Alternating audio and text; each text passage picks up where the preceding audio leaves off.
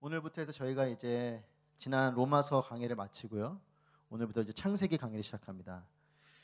로마서도 길었는데 창세기를 또 하다니 이런 마음이 있으실 수 있을 텐데, 그래도 성경에서 중요한 모든 책이 중요하지만 로마서 말씀과 또 창세기 말씀을 통해서 은혜가 되시길 바랍니다. 여러분, 하나님께서는 우리에게 말씀하시는 하나님이신 줄 믿습니다. 그리고 하나님은 그 말씀을 그냥 음성으로만 남겨두신 것이 아니고 여러 사람을 통해서 이 말씀을 기록하게 하셨죠. 하나님이 직접 말씀하시기도 하셨고, 또 선지자들을 통해서, 또 신약에서는 예수님께서 직접 하나님께서 오셔서 말씀하시고, 또 사도들을 통해 성령의 감동으로 하신 말씀들을 구약을 신약을 통해 기록하게 하셨습니다. 이것이 바로 우리가 보고 또 가지고 있고 읽는 성경이죠. 여러분들에게 질문합니다. 여러분, 성경을 읽으십니까? 대답이 별로 그렇지 않습니다. 성경을 잘 읽으신다고 믿습니다. 그러면 또 한번 질문합니다. 여러분, 성경을 어떻게 읽으십니까? 갑자기 어떻게라 그러니까 여러 생각이 드십니까? 성경은 그냥 형태를 보면 종이의 글자로 되어져 있는 책이죠. 말 그대로 책입니다. 하지만 성경은 세상의 수많은 책들과 겉모습은 같고 또 읽는 방법도 같죠. 종이에 인쇄되어져 있는 글자를 읽는 것이기 때문에 눈으로 글자를 읽는 이런 방법으로는 똑같죠. 하지만 모양도 같고 읽는 방법도 같지만 이 책은 다른 책과 달리 읽는 태도와 철학은 달라야 되는 것이에요. 디모데후서 3장 16절 말씀, 우리 자막을 통해서 함께 보실까요? 함께 읽습니다. 시작. 모든 성경은 하나님의 감동으로 된 것으로 교훈과 책망과 바르게 함과 의로 교육하기에 유익하니. 아멘. 모든 성경이 66권은 무엇으로 되었다고 말합니까? 하나님의 감동으로 되었다. 여러분, 그래서 우리가 성경을 읽는 첫 번째 태도는 뭐냐면, 이 성경은 하나님의 감동으로 쓰여진 책이다 라는 믿음으로 읽으셔야 되는 거예요. 세상의 모든 책은 그 저자의, 작가의 생각이나 감동으로 쓰여졌지만, 성경은 기록한 사람들은 많지만 그 사람들은 저자가 아니고 그 사람들은 기록자이고, 이 성경을 쓰게 하신 저자, author는 하나님이신 거죠. 하나님의 감동으로 쓰여진 것이 성경입니다. 그래서 성경은 하나님의 생각과 하나님의 감동이 담겨져 있는 육이 아닌 영적인 책인 것이. 그래서 성경을 읽을 때는 이것은 영적인 책이다, 영의 랭귀지로 읽어야 된다라는 것을 전제로 하셔야 됩니다. 두 번째는 마태복음 5장 18절 말씀 같이 읽겠습니다. 시작. 진실로 너에게 이르노니 천지가 없어지기 전에는 율법의 1.1획도 결코 없어지지 아니하고 다 이루리라. 아멘. 율법의 1.1획도 결코 없어지지 아니하고 다 이루리라. 예수님께서 하신 말씀이에요. 하나님 말씀은 1점도 1획도 틀림이 없고 사라지지 않는다는 진리의 말씀이다 라고 선포하는 것이죠. 사람의 말은 변하지만 하나님 말씀은 변하지 않죠. 틀림이 없고 오류가 없고. 여러분, 이런 성경이 그런 하나님의 말씀이면 믿으십니까? 이 믿음으로 읽어야 되는 거예요. 그러니까 성경 읽는 태도와 철학은 이 두 가지예요. 하나님의 감동으로 쓰였고, 즉 영적인 책이고, 또 하나는 이 성경의 말씀은 분명한 진리다. 이 두 가지 기준을 가지고 성경을 읽어야지 성경이 읽혀지고 깨달아지는 것입니다. 어떤 분은 성경을 읽기는 하지만 잘 이해 못하시는 분들이 있어요. 근데 그런 분들이 학식이 없고 지식이 모자라서, 지혜가 모자라서가 아니라 정말 고등학문을 하시고 좋은 대학에 좋은 학위를 갖고 계셔도 성경을 잘 이해 못하는 분이 있어요. 내용은 파악할 수 있지만 그게 받아들여지지 않는 거죠. 왜 그러냐면 이 성경을 육의 눈으로 보면 안 보입니다. 여러분들도 그렇지 않습니까? 똑같은 성경인데 큐티할 때마다 새롭잖아요. 내용 파악이 새로운 게 아니고 거기서 주시는 하나님의 영적인 메시지가 새로운 것이, 하나님의 감동이 그 가운데 있기 때문에 그렇습니다. 그래서 성경은 이것을 다 이해하기 때문에 우리가 믿어지는 게 아니고, 이 말씀이 하나님 말씀인 것을, 하나님이 하신 것임을 믿기 때문에 이해가 되는 거죠. 여러분, 성경은 이렇게 시작합니다. 창세기로부터 시작하는데 창세기 1장 1절이 이렇게 시작합니다. 우리 함께 큰 소리로 읽겠습니다. 시작. 태초에 하나님이 천지를 창조하시니라. 아멘. 여러분, 우리가 너무나 잘 아시는 말씀이고 외우기까지 하는 말씀이기 때문에 너무나 익숙하죠. 근데 여러분, 이 말씀을 1장 1절의 시작을 가만히 보면 태초에 하나님이 천지를 창조하시니라.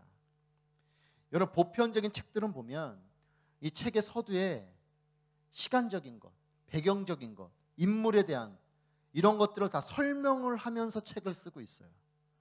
이런 때가 언제이고, 이런 배경이 어떤 배경이고, 이 인물은 어떤 인물이고, 이런 설명들이 있지만 1장 1절을 가만히 보십시오. 태초에 하나님이 천지를 창조하셨다. 여러분, 이 성경은 그 어떤 설명으로 시작하지 않아요. 창세기는 설명이 아니라 선언으로 시작합니다. 선포로 시작하는 것이에요. 설명은 이해를 위한 것이지만 선언은 받아들이고 믿어야 되는 것이에요. 여러분, 창세기 1장 1절이 믿어져야지 성경 전체가 읽혀지는 겁니다. 저는 여러분이 창세기 1장 1절이 믿어지시기를 축복합니다. 태초에 하나님이 천지를 창조하셨다라는 이 문장이 내게 믿어져야 돼요. 여기엔 그 어떤 설명도 없습니다. 왜냐하면 태초라는 시간에 대한 설명이 없어요. 우리가 그냥 태초라고 믿는 거지 태초가 어떤 시간인지 구체적인 설명이 없고 하나님에 대해서도 설명이 없어요. 하나님이 어디로부터 오셨고 이분은 어떤 분이시고 이런 설명이 없어요. 그냥 갑자기 하나님이에요. 그리고 창조를 하셨다. 여러분, 그렇기 때문에 인간의 눈과 뇌로 성경을 읽는 게 아니고 성경을 영적인 눈과 영적인 언어로 읽어야 읽혀지는 겁니다. 사실 1장 1절을 가만히 분석하고 이거를 연구해 보면 그 어떤 것도 잘 모르겠어요. 태초도 모르겠고 하나님이 누구신지도 모르겠고 창조한다는 게 어떤 건지도 모르겠고. 그래서 어떤 사람은 그렇게 반문할 수도 있겠어요. 그럼 무턱대고 믿으라는 거냐? 맹목적인 신앙을 강요하는 맹신적인 종교가 기독교냐? 이렇게 반문하는 사람도 있어요. 1절 말씀을 다시 한 번 더 읽어보겠습니다. 1절 말씀 시작. 태초에 하나님이 천지를 창조하시니라. 아멘. 여러분, 오늘 본문이 2절이니까 이 말씀을 잘 기억하면서 말씀을 들으십시오. 첫 번째는 태초에 이렇게 기록해요. 여러분들에게 질문합니다. 여기 뭐 엔지니어들도 많으시고 뭐 이공계 똑똑하신 분들이 많으신데 여러분들의 어떤 지혜와 지식으로 이 태초라는 시간이 설명이 됩니까? 태초. 이게 이 시간이 우리가 그냥 그런 시작된 그 시간이 있지 이렇게 믿는 거지 그 시간이 정말 어떤 시간이고 그게 언제인지를 우리가 가늠이 됩니까? 이게 언제일까? 이게 얼마나 오래된 시간일까? 우리가 그냥 받아들이는 거예요. 이 시간이 설명이 잘 안 되죠.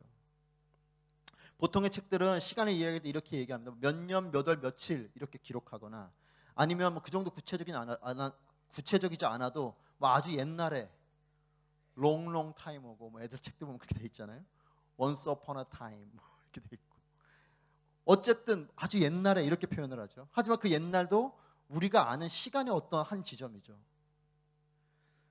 물론 우리나라 전래동화에는 뭐 이런 이야기도 있어요. 호랑이 담배 피던 시절에 뭐 그 시절이 언제인지는 모르겠지만 어쨌든 우리의 인간이 생각하는 시간의 어느 한 지점에 우리 이야기하고 있는 거죠. 그래서 태초는 어떤 거냐면 이 시간이 시작된 때예요. 그러니까 우리 모든 존재하는 존재들은 이 시간의 어느 한 지점에 있는 거죠. 이 시간의 바깥에 있는 존재는 아무것도 없어요. 다 바로 태초, in the beginning. 이 태초의 시간의 그 선상 어디엔가 있는 거죠. 과거의 그 어떤 역사, 여러분 뭐 화석을 보시든 뭐 공룡을 보시든 우리가 눈에 보이는 그 어떤 그 모든 것들은 다 이 시간의 어느 한 지점에서 있었던 것들이 그 시간 바깥에서 존재한 것들은 없습니다. 바로 이 시간이 태초예요. 그렇기 때문에 이 태초를 우리의 생각과 우리의 아이디어는 설명이 안 돼요. 그냥 그런 때가 있다라고 믿는 거지 그때를 우리가 본 사람도 그때가 어느 때인지 설명하는 사람도 없습니다. 그럴 수가 없죠. 여러분, 그래서 태초의 시간을 그려볼 수도 이해할 수도 없습니다. 이 시간 밖에서 있는 자만이 이 시간을 아는 거예요. 이 태초의 시간 바깥에서 이 시간을 보는 분은 하나님밖에 없죠. 모든 존재하는 것은 in the beginning, 이 시간 이후에 있었던 존재인 거예요. 여러분, 그렇기 때문에 맹목적으로 믿으라가 아니라 이 믿음을 가져야 태초가 보이는 거잖아요. 사실 모든 존재들은 이 믿음으로 봐야 보이는 것이에요.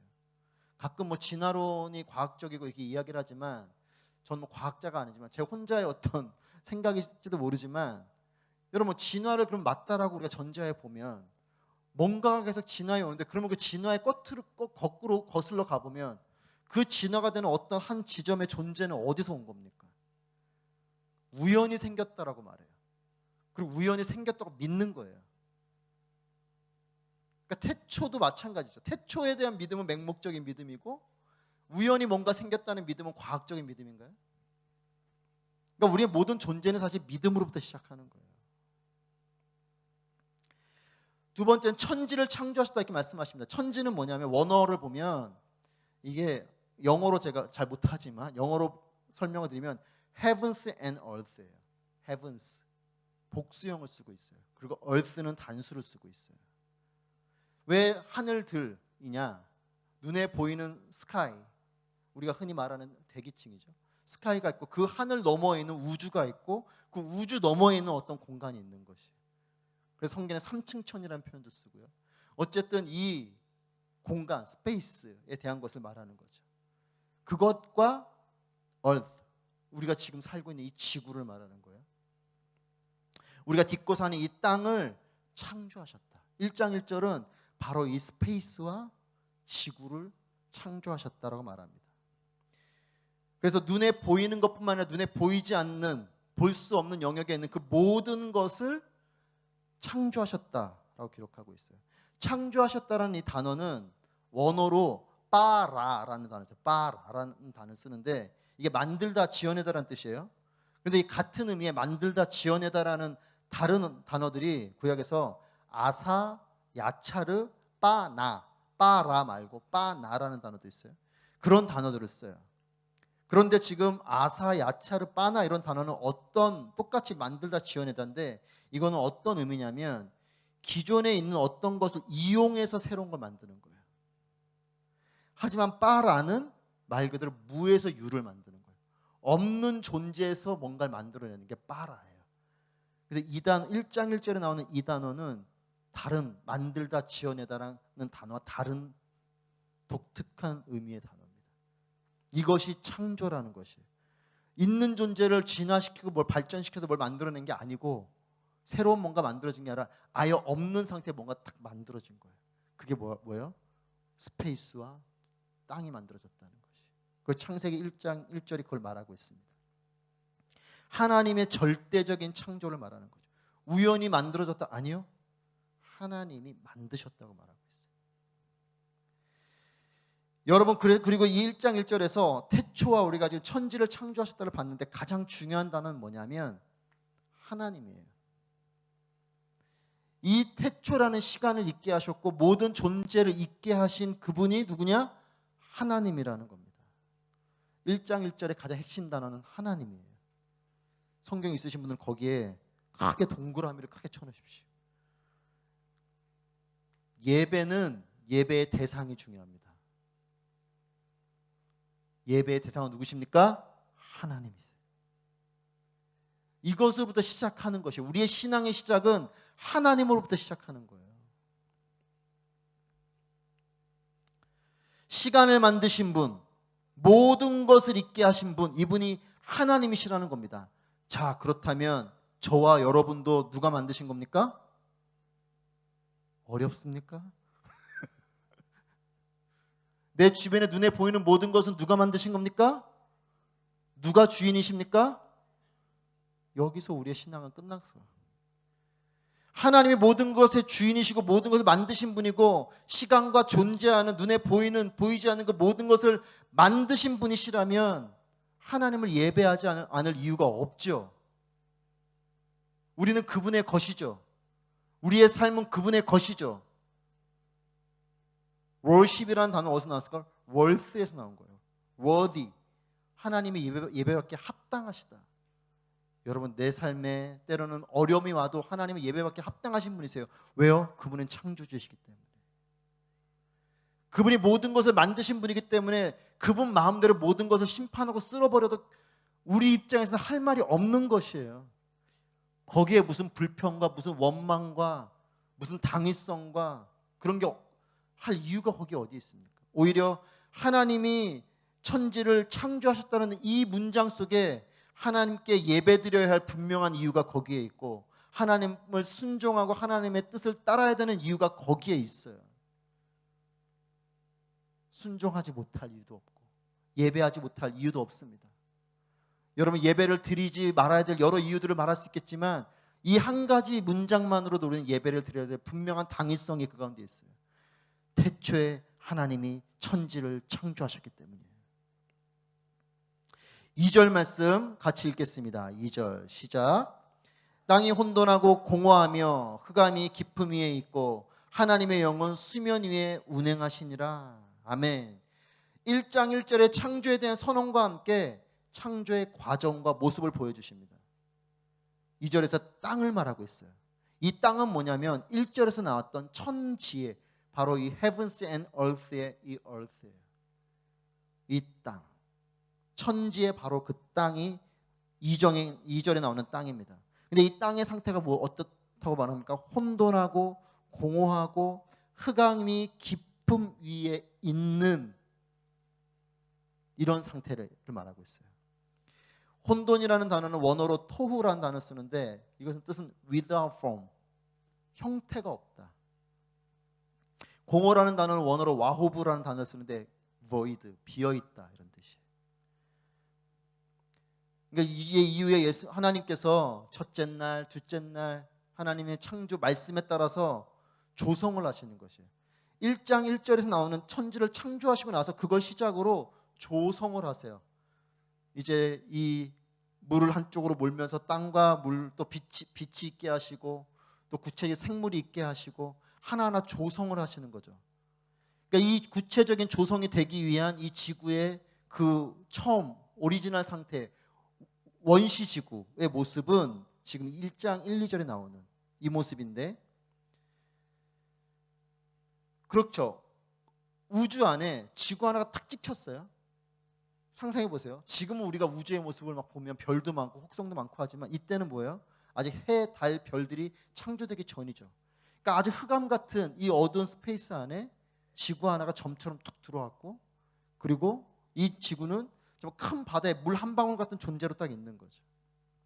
저는 뭐 과학자는 아니지만 제가 배운 어떤 지식에서 뭐 요즘은 또 어떤 과학적인 설명을 하는지는 제가 잘 몰라서 저의 말이 오류가 있을지도 모르겠습니다. 하지만 제가 알고 있는 지식으로는 일반적인 상식과 과학적 지식으로는 태양이 먼저 존재하고 태양이 폭발하면서 그로 인해서 지구와 여러 혹성들의 위성들이 생긴 것으로 그렇게 설명을 하고 저도 그렇게 알고 있습니다. 하지만 성경은 무엇이 먼저 있었다고 말합니까? 지구가 먼저 있었다고 말하는 것이. Earth. 그리고 그 지구에 해, 달, 별들, 혹성들이 그 후에 만들어지는 창조의 모습들을 선포하고 있죠. 땅이 있다는 것이에요. 그리고 두 번째는 흑암이 깊음 위에 있다. 어둠이 있는데 어둠이 어디 위에 있다고요? 깊음 위에 있대요. 이게 무슨 뜻일까? 깊음 위에 흑암이 있는 존재. 여러분 구체적인 이런 조성이 첫째 날, 둘째 날, 셋째 날 이어지면서 이루어지기 전에 지구의 상태는 거대한 아마 액상 상태로 묘사하고 있어요. 왜냐하면 1장 2절 보십시오. 1장 2절 후반부에 수면 위에 운행하셨다. 이게 그림으로 그려주십니까? 수면 위에 운행을 하시고 그 앞에 부분에서 흑암이 깊음 위에 있다 이렇게 말해요. 그러니까 지금 이건 뭘 말하냐면 이 후반부에 있는 수면 위에의 이 수면회가 원어로는 파님, 얼굴이라는 뜻과 마임이라는 물이 쓰여졌어요. 그래서 한마디로 직역을 하면 이런 뜻이에요. 그 물들의 얼굴 위에 이런 뜻이에요. 그래서 수면 위에라고 우리나라 한국말로 번역이 되어져 있지만 원뜻은 그 물의 얼굴 위에 그 얼굴 위에 흑암이 있는. 그래서 깊음이 있다는 건 뭐냐? 이 물이 어떤 상태냐면 깊이를 알 수 없는 물에 그 물 그 위에 어둠이 있는. 그러니까 이 지구가 전체적으로 이 깊이를 알 수 없는 물로 둘러싸여져 있는 이런 원시 지구의 모습을 설명하고 있는 거죠. 그런데 여러분, 이 원시 지구 위를 누가 다닌다고요? 2절에서? 2절에서 다시 한번 띄워주십시오. 2절에서 누가 다닌다고요? 누가 다닌다고요? 하나님이에요. 하나님의 영이 이 수면 위를 운행하신다, 이렇게 기록하고 있어요. 이분이 누구십니까? 성령님이죠. 창세기 1장 1절은 누굴 말하냐면 창조하신 성부 하나님을 말하고 있어요. 2절에서는 그 위를 성령 하나님이 운행하신다. 다음 주에 보겠지만 3절 말씀부터 이제 무엇이 나옵니까? 하나님이 이르시되 말씀하시되 하나님이 가라사대 말씀하신다는 말씀이 나오죠.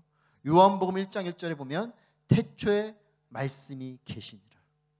이분이 누구십니까? 예수 그리스도. 성경은 시작부터 성부 하나님과 성령 하나님과 성자 하나님을 이야기하고 있어요. 삼위일체 하나님을 이야기하고 있고, 창세기에서는 이제 후에 우리 인간을 창조할 때도 하나님 뭐라 말씀하십니까? 우리의 형상을 따라, 이렇게 말해요. 삼위일체 하나님, 이 삼위일체 하나님이 창조 때 등장하고 있죠. 자, 그래서 여러분, 오늘 1장 1, 2절 2절 말씀을 가지고 여러분들에게 선포하고 우리가 믿기를 원하는 것은 무엇이냐? 하나님께서 모든 것을 창조하셨습니다. 믿으십니까? 종교적으로 믿지 마시고 내 믿음으로. 그럼 여러분, 나는 누가 주인입니까? 점점 소리가 작아집니다. 내 자녀는 누구의 것입니까? 내 모든 소유는 누구의 것입니까? 온 천하 만물은 누가 주인이십니까? 1장 1절로 우리의 믿음은 끝났어요. 1장 1절이 흐려지면서 우리의 신앙이 흐려지는 거예요. 여러분, 창세기를 가만히 보시면 사단이 결국 유혹하고 아담과 하와를 넘어뜨리는 건 무엇이에요? 너가 하나님처럼 될 수 있다. 하나님의 존재를 흐려뜨리는 게 우상이에요. 다른 게 우상이 아니고 하나님을 바라보지 못하도록 하는 것, 하나님이 나의 주인이시다, 이 믿음의 고백을 흐리게 하는 것, 이것만큼은 내가 주인이지 하게 하는 것, 그게 우상이에요. 하나님께서 모든 것을 창조하셨습니다. 이 믿음이 우리의 시작이어야 됩니다. 저는 여러분이 이 믿음을 가지고 평생 살아가게 되시길 축복해요. 내가 어디로부터 왔고 내가 어떻게 살아가야 하고 어디로 가야 하는지가 분명한 사람은요, 고난은 있을 수 있어요. 하지만 방황하진 않아요. 길을 알기 때문에. 세상에 방황하는 이유가 왜 그렇습니까? 내 마음대로 사는 것이 행복이라고 말하면서 겉으로는 웃지만 속으로는 피눈물을 흘리는 이유가 왜 그렇습니까? 내 존재의 시작과 과정과 끝을 모르기 때문에 그래요. 내가 어디로부터 왔는지 모르니까 방황하는 겁니다. 내가 어떻게 살아가야 되고 어디로 가는지 모르기 때문에 마음대로 사는 거예요. 내 주인이 누군지 모르니까 내가 주인이지, 내 마음대로 살지. 여러분, 예배를 내 마음대로 드리시는 분 있어요? 신앙생활을 내 마음대로 하시는 분이 있습니다. 믿음을 내 마음대로 가지고 살아가는 사람이 있어요. 말씀을 내 마음대로 보시는 분이 있어요. 아니요, 하나님이 주인이시다, 이 믿음을 가지고 살아가셔야 돼요. 그게 믿음의 시작입니다. 사단은 끊임없이 속여요. 괜찮아, 너가 하고 싶은 대로 해도 돼, 하고 싶은 대로 예배 드려도 되고 하고 싶은 대로 신앙생활 해도 되고. 아니요, 그게 아담과 하와에게 찾아온 사단의 유혹이었어요. 모든 것을 창조하신 하나님, 무에서 유를 창조하신 하나님, 여러분, 이 하나님이 나의 하나님이시라는 겁니다. 내가 예측할 수 없는 바로 그 시간을 만드시고 그때부터 계획하셔서 나를 이 땅에 보내신 그 하나님이 나의 하나님이시라는 거예요. 그러면 내 삶 가운데 지금 보이지 않지만, 지금 내 삶 가운데 알지 못하지만 이 창조주 하나님이 나의 하나님이시라면 하나님은 나에게 새 일을 행하실 수 있는 하나님이신 줄 믿습니다. 기적을 행하실 수 있는 하나님이세요. 여러분, 천지를 창조하신 하나님이 기적은 너무나 쉬운 일이죠. 우리 편에서는 기적이지만 여러분, 나의 하나님이 창조주 하나님이신 줄 믿으시기 바랍니다. 지금 보이지 않는다고 절망하지 마세요. 창조주 하나님이 하시면 내가 알 수 없는 일이 벌어집니다. 기적도 일어나고요. 생각할 수 없는 문들이 열리고요. 그리고 흑암 가운데 운행하신 성령님이 계십니다. 이 어둠 가운데 이것을 운행하시는, 빛도 없으니까 보이지도 않겠죠. 하지만 거기 운행하시는 거예요. 그분이 성령님이세요. 우리의 삶에도 이 성령님이 운행하심을 믿습니다. 보이지 않는 것 같아도 그분이 운행하고 계신 거예요. 그걸 믿는 거예요. 흑암 가운데 빛을 주시고 생명을 주신 것처럼 우리의 삶에도 빛을 주시고 생명을 주시는 분이 우리 하나님이신 줄 믿습니다. 이것이 창조의 신앙이에요. 여러분, 그렇기 때문에 창조는 우리의 생각과 우리의 지식으로 다 분석할 수도 없고 다 이해할 수도 없고 다 설명할 수도 없습니다. 어느 부분은 우리가 분석도 하고 이해도 하고 설명도 할 수 있죠. 하지만 다 할 수는 없어요. 믿어야 받아들이는 것들이 있는 거죠. 그러면 우리가 할 수 있는 것은 무엇입니까? 모든 천하 만물을 바라보면서 이 천하 만물을 창조하신 분이 하나님이십니다. 이 믿음의 고백을 갖는 게 우리가 할 수 있는 일인 거예요. 창조된 모든 것을 바라보면서 하나님께 감탄하고 감동하는 게 우리가 하는 일이에요. 여러분, 그 마음이 예배예요. 하나님, 어떻게 이런 일을 하셨습니까? 하나님, 어떻게 이렇게 아름다운 일들을 계획하셨습니까? 여러분, 하늘을 바라보면서, 하늘에 나는 새를 바라보면서, 나무를 바라보면서 하나님의 손길을 느낄 수 있다면 그것이 우리의 믿음이, 우리의 신앙이 살아있다는 것이에요. 다윗은 그런 마음으로 시편 8편을 노래한 것입니다. 주의 손가락으로 지으신 모든 세계, 하나님의 이름이 어찌 그리 아름다우신지요. 여러분, 이것이 우리의 믿음의 고백이 되길 축복해요. 내 삶을 살아가면서 하나님, 어떻게 이런 일을 하십니까? 여러분, 자녀를 보면서 그런 고백을 하셔야 돼요. 하나님, 어떻게 이런 자녀를 내게 주십니까? 원망의 말로 하시는 게 아니고 어떻게 이런 생명이 나에게 있습니까? 여러분, 우리의 인생을 창조하신 하나님, 우리의 인생을 구원해 주시는 이 하나님을 통해서 나의 삶을 보는 것, 이것이 신앙이에요.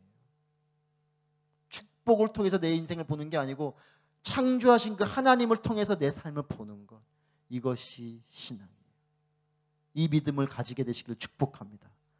이 믿음을 가지신 분들은 결코 방황하지 않을 것이에요. 고난 가운데서도 하나님 바라보며 승리하는 삶이 될 것을 믿습니다.